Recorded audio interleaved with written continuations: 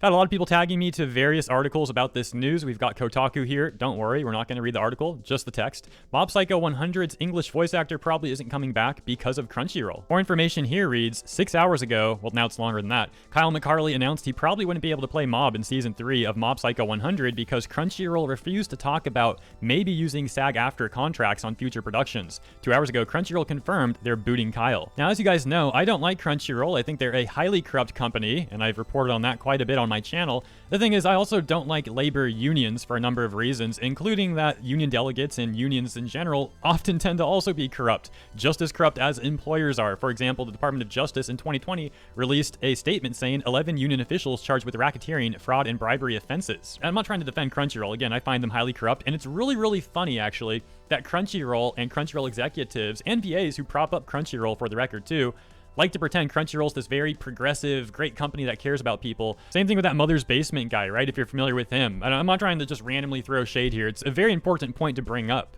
The dude acts progressive, at least that's the impression I get based off how he presents himself in his videos and stuff. And yet there he is, known, he's got a reputation in the anime community for being a Crunchyroll shill. My point is there's a bit more to it than some people may have you believe, especially with all these VAs right now rallying against Crunchyroll. It's not so black and white though. It's not just Crunchyroll bad, labor unions and VAs good. Especially when a number of these VAs were the same people propping up Crunchyroll and helping them get this much power to begin with. And they said literally nothing about Crunchyroll on the way. They didn't criticize them for basically becoming a monopoly or anything like that. And now I'm just supposed to side with them. And corruption argument aside regarding unions, I also just don't like my negotiating power being tied to a bunch of other workers who may be doing a terrible job. Obviously, that's going to hurt my negotiating power. It's like when you're in a class and you get paired up with other students and you got like a group of 4 and like one doesn't do any work at all and the other 3 got to pick up the slack.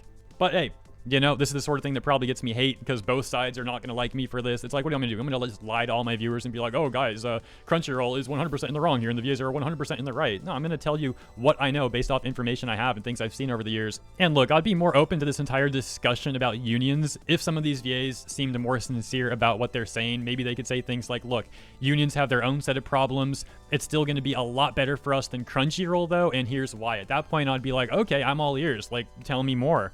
But when people are just like, oh yeah, the unions are perfect and Crunchyroll is really, really bad, I'm like, okay, something's probably a bit more complicated than that. I'm not a complete fool. Anyways, thanks for tuning in. Let me know what you think in the comments, and I'll see you there.